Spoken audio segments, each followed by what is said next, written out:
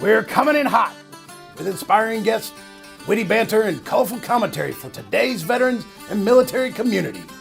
This is the Tango Alpha Lima podcast. They call me crazy cause I'm facing all my giants. They try to scare me into thinking I can fight it. They tell me I should never even think of trying. But that's just me, I'm gonna live out in defiance.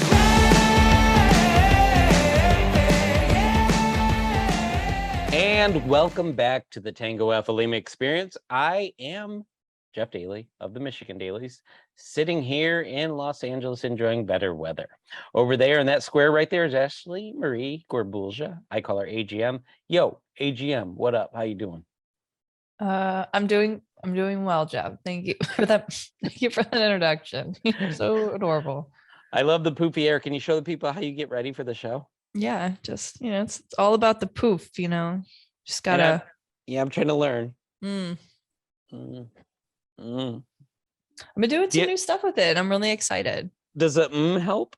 All right. It's all about affirmations. You gotta look yourself in the mirror and say, "You beautiful, you smart. You're gonna rock and do everything you need to do today." I would probably do it with proper grammar, but I see where you're going. You see where I'm going with that? Yeah, good. You beautiful, you smart. Anyway, so I am smart. SMART. Spell smart. Everyone's gonna get a kick out of this. They're gonna give me a hard time. Are we done with the poof smart mirror affirmation bad grammar section of our show today? We are. Let's move on. All right. We are gonna switch gears. We're gonna switch moods because this is quite the week. For veterans, I'm not going to do much of an intro. I'm just going to read this, and then we're going to do our tribute in a way that we can do that. The August 26th attack near the gates of Hamid Karzai International Airport, which killed 11 Marines, 1 Navy sailor, and 1 Army soldier. This is from the news story back then, is under investigation. That attack, I believe this show airs 23rd, and the attack, so they died on the 26th. We don't always get to link up this show and the recording with impactful events. This time we're pretty darn close, and as I always like to say, I've heard somewhere that we all die twice: the day we physically die and the day our name is spoken for the last time. So these 13, Ashley and I have pledged that they will not die today on our watch. That second time. So let's do it. All right. Marine Corps Staff Sergeant Darren T. Hoover, 31, of Salt Lake City, Utah. Marine Corps Sergeant Johanny Rosario Pichardo, 25, of Lawrence, Massachusetts. Marine Corps Sergeant Nicole L. Gee, 23, of Sacramento, California. Marine Corps Corporal Hunter Lopez, 22, of Indio, California. Marine Corps Corporal Deegan W. Page, 23, of Omaha, Nebraska. Marine Corps Corporal Humberto A. Sanchez, 22, of Logansport, Indiana. Marine Corps Lance Corporal David L. Espinoza, 20, of Rio Bravo, Texas. Marine Corps Lance Corporal Jared M. Schmitz, 20, of St. Charles, Missouri. Marine Corps Lance Corporal Dylan R. Marola, 20, of Rancho Cucamonga, California. Marine Corps Lance Corporal Riley J. McCollum, 20, of Jackson, Wyoming. Marine Corps Lance Corporal Kareem M. Nico, 20, of Norco, California. Navy Hospitalman Maxton W. Soviak, 22, of Berlin Heights, Ohio. Army Staff Sergeant Ryan C. Knaus, 23, Corryton, Tennessee. And we'll just take a moment of maybe 10 seconds of silence here.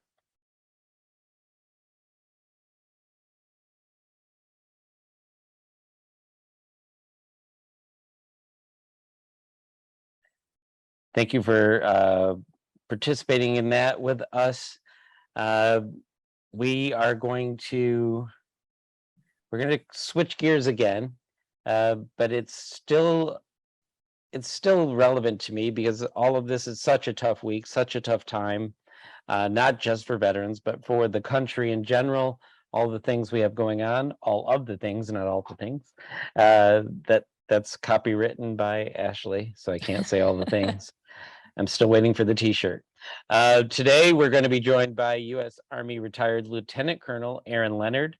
Aaron is a combat veteran who now serves as campaign manager at Sierra Club Military Outdoors and is co-chair of the Outdoor RX Coalition with the New York State Division of Veteran Services.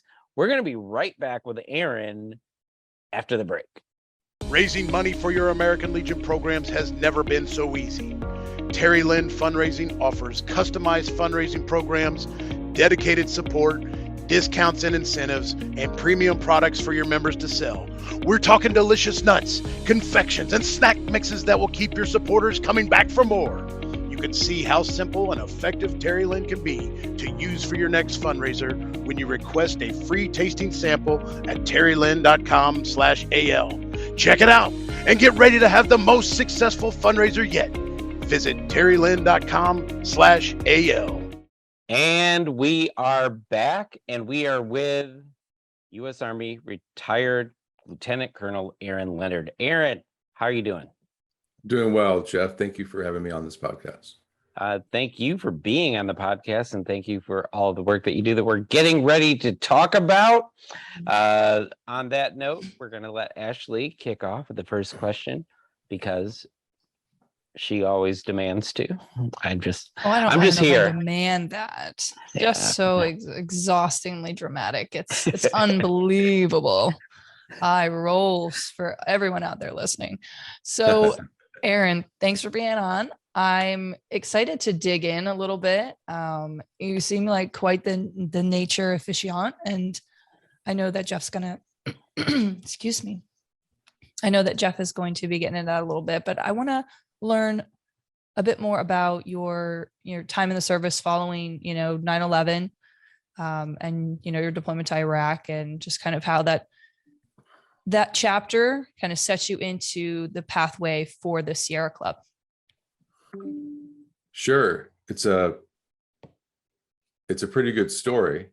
I think it reflects what a lot of folks like us go through when we transition out of that time of service, whether you're in combat or not. But my personal story was I was deployed twice as a major with the 1st Cav in 2009 and then again in 2010. And we finished out with the 3rd Brigade when we left Iraq, literally closed the gate at that time. And what I did right after I got home is me and a couple of our colleagues, we went on an Outward Bound for Veterans week-long expedition, which is a program I encourage anybody who has an opportunity to participate in to do. And we went dog sledding in Minnesota in March. We've been back from Iraq for about 4 months, and who goes dog sledding, right? So next thing I know, I'm laying on a frozen lake, 30 below zero, and I'm sleeping in between these 2 fellow soldiers that I just spent a year with overseas. And for the first time in a decade, I felt this sense of peace and calm. And by the end of that week, it became pretty clear to me that as I was drawing towards the end of my career, working with veterans in the outdoors was something that I'd be interested in doing as a second chapter in my life. It's fantastic. I've never dog sledded before. I'm curious. I think my only ignorant reference is Balto.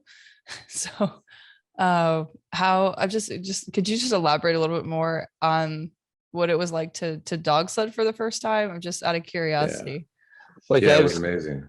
Can I ask a question first? What is Balto? Oh, the sledding dog had to go to, I think it was Iditarod. I don't know if I'm pronouncing the last. Is this a movie correctly. or a book? Yeah, it's a movie. It's about this like famous dog that like there was a sick town and there was medicine needed and required, and they sledded through the night in the storm. I'm sorry. We can do Jeff Daly's remedial pop culture later. Story time. Well, trivia, Jeff, there's a statue of that hero dog in Central Park. What? Yeah. I don't know things. All right. Sorry, I interrupted. And I also wanted to say it is so Minnesota that you were able to be on a frozen lake in March. I'm just going to throw that out there. But so what it was like is for that program in particular, it's not a guided trip. You're not paying money and being cooked meals and being sleeping in tents that somebody else sets up. The minute you get there, they put you to work. And we spent one night in a cab, or outside of a cabin, actually. We slept in the snow outside the building so we can learn how to get dressed when it's below 30 degrees. And the next morning I was driving the dog sled with no instruction other than you'll figure it out. And that was amazing. That's the Army way. You'll figure it out. Here you go. Here's no resources, no instruction block. Make it happen. I think that's what makes their program so successful, is they put you in the moment and then you just have to do it. And it just gets you involved from the very beginning. There's something powerful about being present in nature. And then also when we're in different situations, just as you described. So I wholeheartedly agree. I think that's lovely.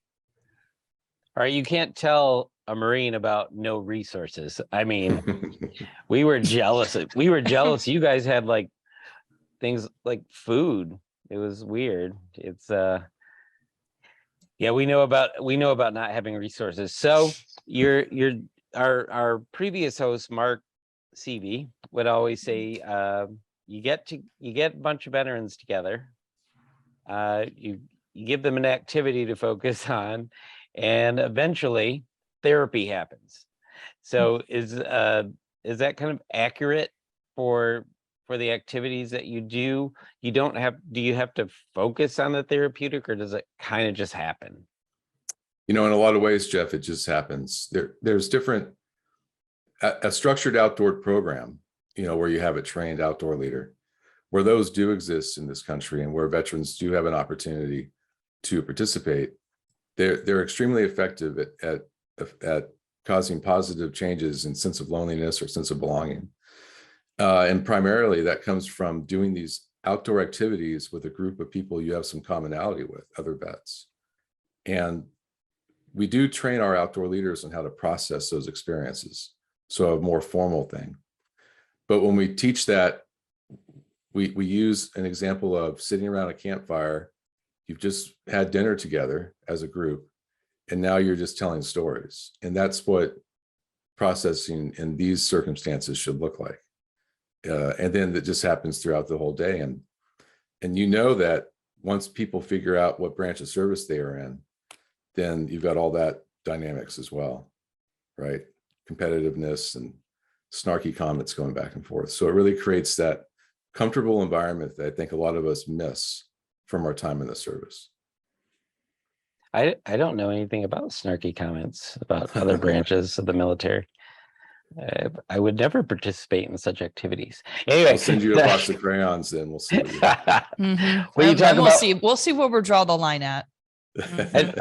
I've never understood why that's snarky. Those are delicious snacks. I'm just saying, throwing that out there. He did speak of the hierarchy, and then I do notice when we get veterans together that there is that hierarchy. You have the Marine Corps and then everybody else. That's kind of how that works. So the Space Force is on the top now, isn't it? I mean, if you ask them, yeah, and if you go by satellites and altitude, I guess physically they're on top. So a big part of what you've been doing is on the legislative side. That's correct. All of the experiences that veterans get to experience wouldn't happen if they weren't allowed to do it, have access to do it, and There's some support, whether I don't know if it's financial. You'll probably answer this. You probably talked about this once or twice before. So can you tell us about the legislation that you have going in New York and federally, and how it affects people like me and Ashley and yourself? Absolutely. Well, let me start with New York. That was the first project we took on. We looked across the country at different states or regions and how veterans might be participating in these structured programs. We did that around 2017 or 18, and just when I started working at the club. We found that there was less than 1% of our veteran population, the community, ever has an opportunity to participate in something like Outward Bound for Veterans. It's a very, very small number. There's just not that many programs out there. We think there's maybe between 300 and 350 effective outdoor programs that do something with veterans in the outdoors to create that experience that we were just talking about. So we also know that about half of Americans, about 50% of this country, recreates outside in some capacity every year, but not everybody does. And it became clear, and a lot of folks in this field will agree, that there's a lot of different barriers that keep a veteran from participating. Think of a 80-year-old veteran who lives in the Bronx, and maybe they live in an area of the Bronx that has a very high poverty rate, around 30% or greater. This veteran might not have much physical ability or mobility, and they may also not have any transportation other than public transportation. They may require ADA facilities to visit something. They're not going to go dog sledding in Minnesota, but they're still going to benefit from the time that they might spend outside with other people, whether they're veterans or friends and family. So in New York, we partnered with the chairperson for the New York State Assembly's Veterans Affairs Committee, Assembly Member Dee Dee Barrett, and we authored a bill called Outdoor RX in 2019. It got passed through the Assembly and Senate and signed into law, and it created a need for an Outdoor RX committee to meet. And I was named co-chair for that committee, along with a state employee. And we examined barriers that veterans face in New York and members of the military stationed here at like Fort Drum or at a Coast Guard station or at West Point. What kind of barriers did they face when accessing? And we came up with over 20 different barriers, everything from ability levels to lack of finances, to a big one being not knowing where they could go, why they should go, what they would do, how they would get there, and so on. So directly related to education. Once that committee work was done, we published a report, which is publicly accessible through the New York Division of Veteran Services, and we've launched the Outdoor RX Coalition to start breaking down barriers that exist between federal and state agencies, veteran service organizations, even those who do not do any type of outdoor programming, and connect directly with the 62 veteran service offices across the state, giving them a place they can go to learn about all the benefits of spending time outdoors. And then creating educational projects or products that would go into the provider's realm. So a therapist or a doctor at the VA might start prescribing these opportunities, whether they're on their own or as part of a group. And we focus on two different results. One is to help those structured programs be more successful and see more diversity within the ranks, not just with race, but also with age in particular. Most of the images you might see for structured programs are of younger, more athletic veterans. And we want to make more, we want to create some additional awareness around what the older veteran population might be looking for or how they might participate as well. And then we also have put a lot of effort into just creating ways to make it easier for anybody who's a veteran in the state and their families or caregivers, Gold Star families, people stationed here, make it easier for them to access our parks and other public lands and waters in New York. So that affects access fees, adding transportation routes so that 80-year-old veteran who lives in the Bronx might be able to take an ADA accessible bus and go to a state park that's just outside the Bronx. It's the second largest state park in the country, or excuse me, in New York, next to the Adirondacks. And there's no public transportation to take people there. even though it's 45-minute drive from where that person might live. That's a real simple solution, but it takes a lot of time and effort to get to that point where you can create a bus stop. So from creating the legislation to where we're at right now, which is operationalizing all of these great ideas, has taken us about 3 years of work. And that's just in the state of New York. Wow. And you're also doing work federally, correct? Yeah. So at the same time, Jeff, we worked with Representative Chris Smith from New Jersey to author a bill called the Accelerating Veterans Recovery Outdoors Act, also about the same time period. That too went through Congress, was signed into law, and if not for COVID, there would have already been a task force created between the DoD and the VA and other land managers to examine how to incorporate outdoor programming within the VA system, which is a really big deal. We're talking about increasing access to the outdoors, both with structured programs and on people's own time with their friends and family, by providing education and producing the Veterans in Parks Pass, which is already in law, or it already exists and is available. Essentially making it easier for all 18 million plus living veterans in the US to access our parks and public lands across the country. That was the original bill language. So where we're at right now is we are advising the task force for outdoor recreation for veterans, which is a VA-led task force that will be launching on September 27th of this year, just a couple of days after Public Lands Day.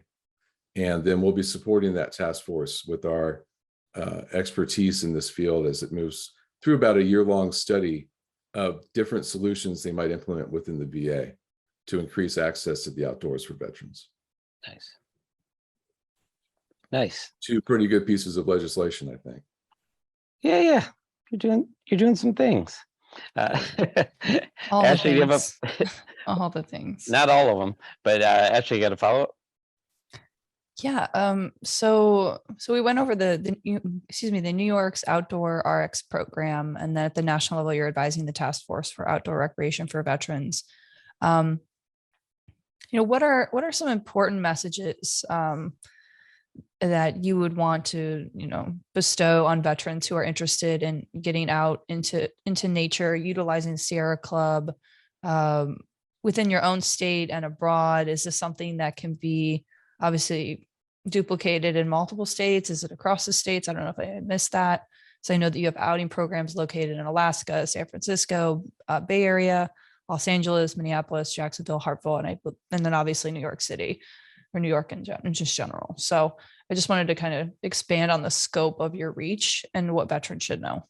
Sure. I can tell you that if a veteran has an opportunity to participate with us in a place like New York City, then they're always welcome, and we have a great time when we get outside together.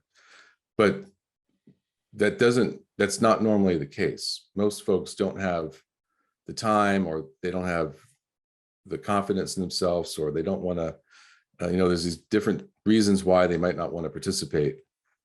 So I would tell folks that, one, even if you just spend 15 minutes a day sitting under a tree, we know that you'll have physical benefits from that, just by being outside and not being surrounded, or not, leave your phone behind, take a break.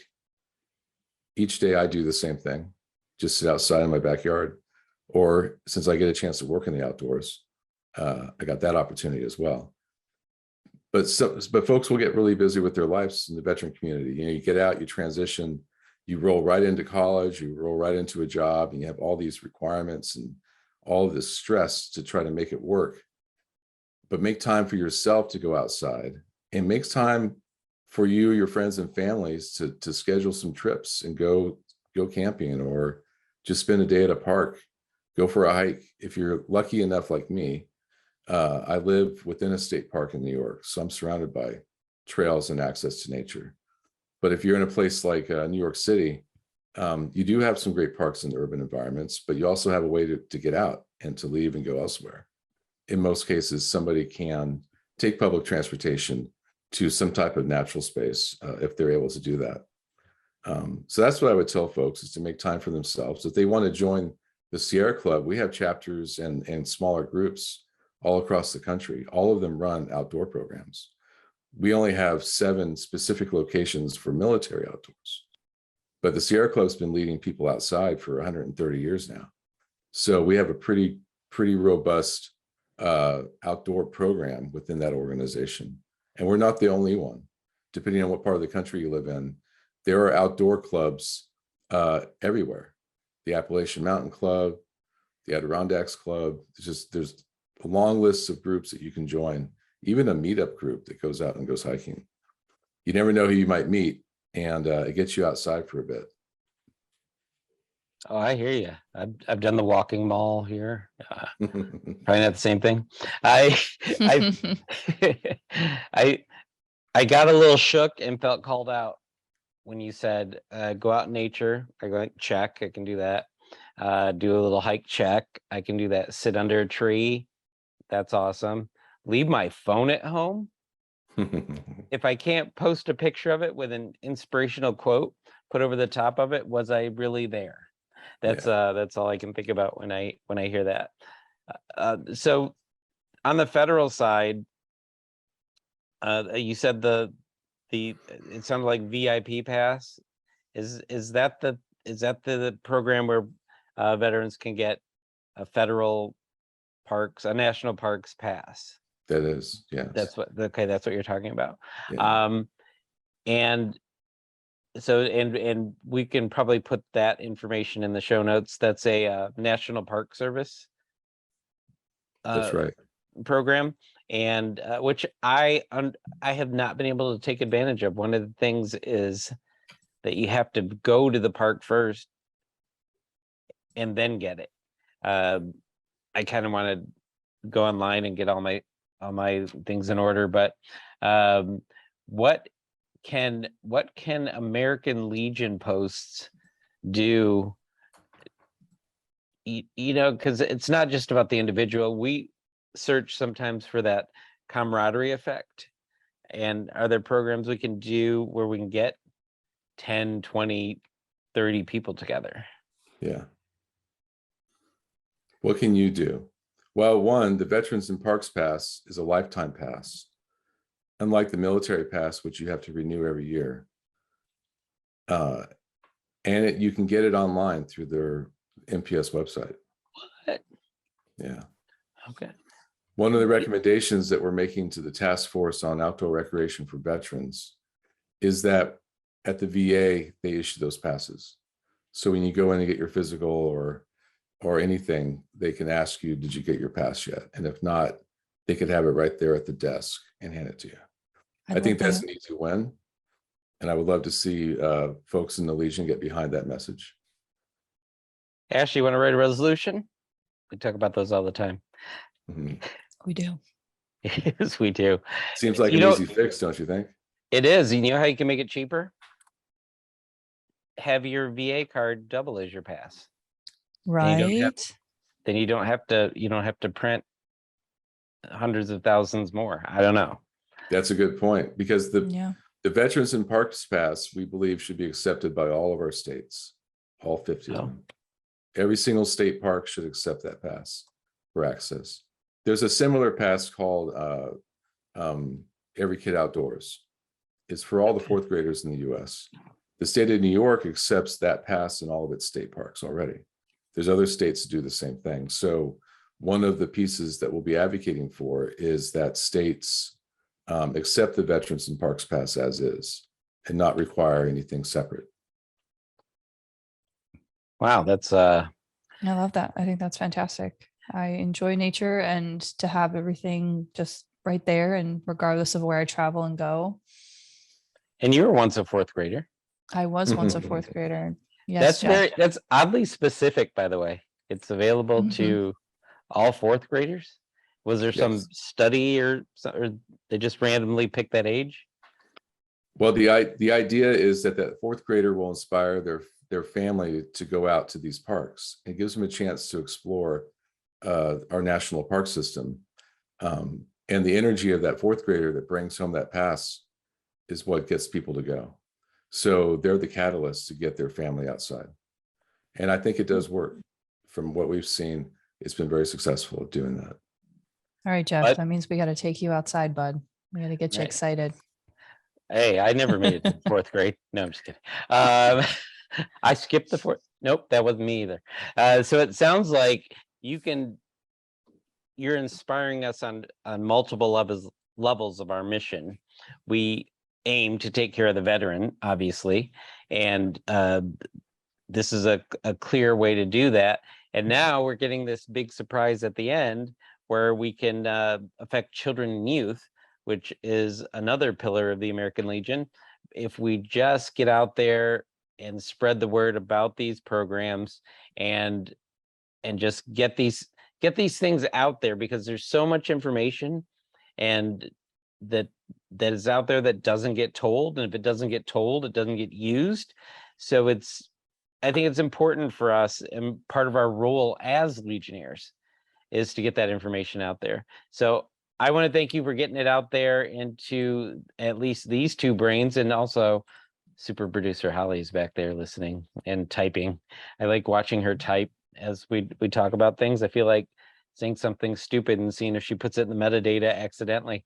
But so thanks again for doing all that. I will not be joining you dog sledding. Ashley might want to do that. I would totally do that. Yes, sign me up. I'm down. Okay. I've been in the total mood right now of trying new things. I'm going to try and do sailing lessons. I just went kayaking. I am going to do dance classes. I've got a personal trainer. Like, I'm all for it right now. So adventures away. Just All let right. me know. We'll put you on a trip. So if you want to go dog sledding, look in the show notes, see if Holly can find a dog sledding thing near you. She's a little scared that she's not going to be able to do that. Oh, nope, she's feeling confident. And we will see, hopefully, all of you, not just here on Tango Alpha Lima, but outside. And what's coming up next, Ashley and I are going to talk about Aaron when he's not here. That's how we do it. We talk behind people's back, and we're going to do that right after the break. Join us for the 2022 100 Miles for Hope Challenge. The Third American Legion Fitness Challenge will once again raise money for disabled veterans and military families in need. We've made improvements to the 2022 challenge. Monthly mini challenges Department versus department challenges. and easier ways to track your miles. And we've made it easier for friends and families to support you with donations to the Veterans and Children's Foundation. Our goal for this campaign is to raise $450,000 for the foundation. But we're gonna need your help. It doesn't matter if you walk, Run ride, or swim. Just get active. Support our veterans and military families. And let's show the nation that we are veterans strengthening America.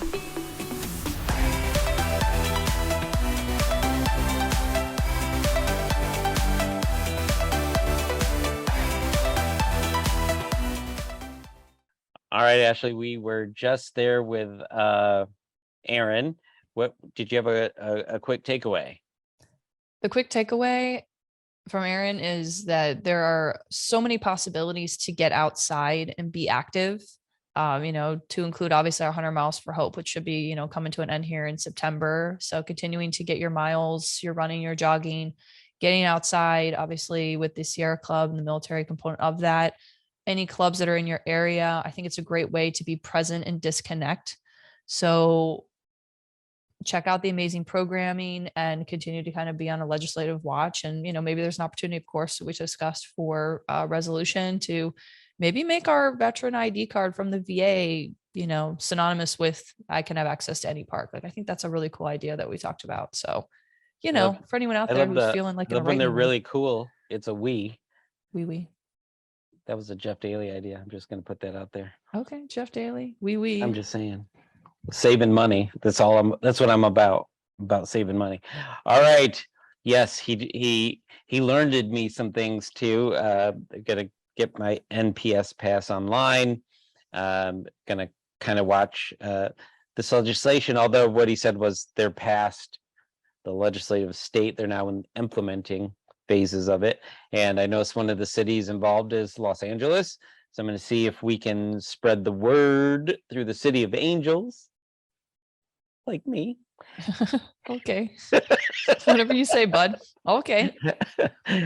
Why do you think I wear a hat all the time? I don't want to blind everything with my halo.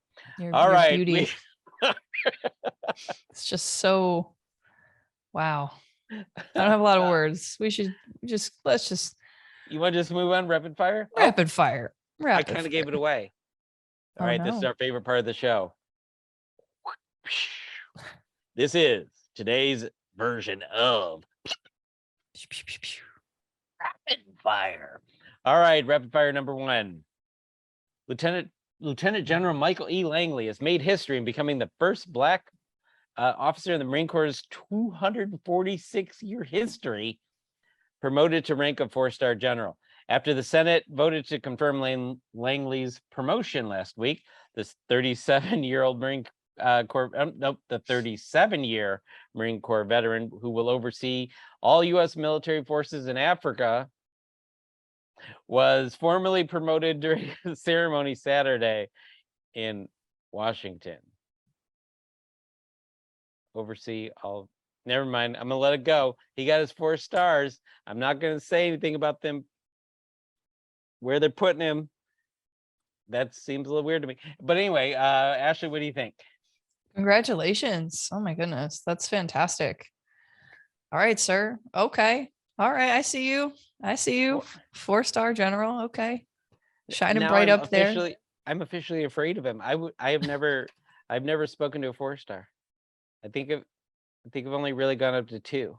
Well, we've talked about this before. Like, you're the type that, like, if you saw anyone of a higher rank of certain stature, you were like, I've done something egregiously wrong and I should not be here. Or you just look at the ground and you walk away. You would just go walk on the grass if it meant to avoid a no or a salute zone. Like, I could just see it. 100%. Now, if I get called to a room with one, I do think I'm in trouble. That happened when I was at Pendleton to give a talk. But when I was if I was walking, if the person's rank was higher than my CO, I purposely detoured around them because I didn't know what to do. In fact, with generals, I don't know whether to call them general or sir or ma'am or whatever. You're just shaking in your boots. Okay. Nope, I'm not shaking in my boots. My boots are made for walking that direction. Get you a slow walk out, fast walk out. Because I'm not playing that. But congratulations, General. You will do a great job. You will get out of Africa one day, I'm sure. Hopefully you will become CMC and we'll get to talk about you again right here on Tango Alpha Lima. But right now we got to wrap it all the way down to rapid fire number 2. The upcoming 1-year anniversary of the U.S. this is not upcoming. This is the story. This is from the story. The upcoming 1-year anniversary of the U.S. military withdrawal from Afghanistan could serve as a trigger for troops and veterans suffering from what is known as moral injury, researchers and mental health advocates say. We did a show on this. Yes, we did. We talked about this in depth. We talked about like the difference between moral injury and PTS. You're going to want to dig in the archives. That's what I'm saying for that. We don't have time to talk about all of the nuances of the expert. Plus, I probably couldn't do it justice anyway. We will put it in the show notes for y'all. We'll put it in the show notes. And just so super producer Holly knows, she thinks I helped her out a ton by putting this link in the show notes. That's not to our story.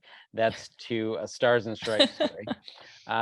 Because I don't know how to search our extensive database. We have hundreds of programs, which is a little advertisement for if you love this. If you love hearing and seeing all of these people, there's hundreds of shows for you to catch up on, and I'm sure you've missed a couple. Okay. Shameless plug. Okay. All right, Jeff. You can search on Fireside by using a keyword. So moral injury would be the keyword here in this case. But, being mindful of, this 1-year anniversary, battle buddy checks are important. Like, you do buddy check, make those calls, check in on people. All right. Like, this is This is some things, of course, moral injury referring to distress, right? That you often feel when it violates that sense of right and wrong. So given the experiences, a lot of folks who have obviously served in Afghanistan, this is something to be mindful of as we're creeping into the anniversary. We're in it, actually. In it. Excuse me. We're just past the anniversary, but we do, like at the top of the show, we do have the 13 to think about coming up. Absolutely. All right. Ashley, why don't you do this, because it will introduce you. Oh, I'm told episode 41. Episode 41 is the moral injury episode. You're going to want to go back and check out the differences between moral injury and PTS and how misdiagnosis happens, and he talks about so many nuances of things that I'm not going to even pretend to broach the subject. So please go ahead and do that. Ashley, this rapid fire number 3 kind of leads up to. Absolutely. All right. So I'll take it from. Oh, all right. Rapid fire number 3. Pew, pew, pew. All right. Now Jeff is happy. All right. So for those of you who are aware, or you should be, I'm hopefully going to see everyone in Milwaukee, Wisconsin. I know Jeff, myself, producer Holly, we're all going to be there. So in collaboration with the American Legion Wisconsin, Hiring Our Heroes, we're partnering to host a career event in support of veterans, transitioning service members, military spouses, and military caregivers to prepare military community members for the next step in their careers, and to, of course, connect military-ready companies actively hiring for positions across various industries, both locally and nationwide.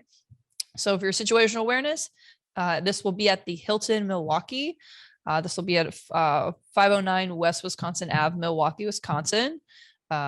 Zip 53203. If you want to just pop that in, save it, or, go and download the app so you can see all of these cool updates as you have them. But it will be on August 25th, 2022. If you didn't know what year it was, now you know. Well, it will be from 9 a.m. to 12 p.m. and that's Central Time for career workshops. And then also, I believe, 1 to 4 Central Time, there's going to be the actual career fair. So download the app if you have not already. Then know before you go, visit the website, check out what you need to, get with your departments, come up with a plan. We'd love to see you there. And again, you're going to have to come look for us at the Tango Alpha Lima podcast booth, because I'm not sure, we're going to be at what, booth 119? 119. Yeah. So 119, come see us. We're excited to take, selfie groupies, we're going to take all kinds of photos. I'm sure we're going to have some fun things for you. And we'll be right outside the exhibit hall, so you can't miss us, and you're not going to be able to miss Jeff Daly. You're going to hear him before you see him, ladies and gentlemen. So we will be there. Just whisper We're Marine excited. Corps and you'll hear the biggest hoorah. So we are running out of time. Can you go ahead and take us out, please? All righty. So don't forget to subscribe to Tango Alpha Lima podcast on YouTube, Apple Podcasts, Spotify, or wherever you consume your podcasts. Please leave us a review and give us a big old 5-star rating so that the world knows how much you adore us. If you have a guest recommendation, go to legion.org/Tango Alpha Lima and click on the Suggest a Guest link. And we look forward to seeing you at convention. Yes, Alphas, do us a favor, attack the booth, make us the most popular thing in Milwaukee outside of beer and cheese curds. And we will appreciate and love that. And that's, I think that's it. I got to scroll all the way back because I forgot where we were. I'm going to go ahead and declare this last episode before convention. I see the number. Super producer Holly. She's trying to mime. She's miming again. Us again. All right. Please request that while we're in Wisconsin. Please request that producer Holly mime. I'm gonna do that song thing. I'm gonna back the truck up. Season 3, episode 122. Mission complete.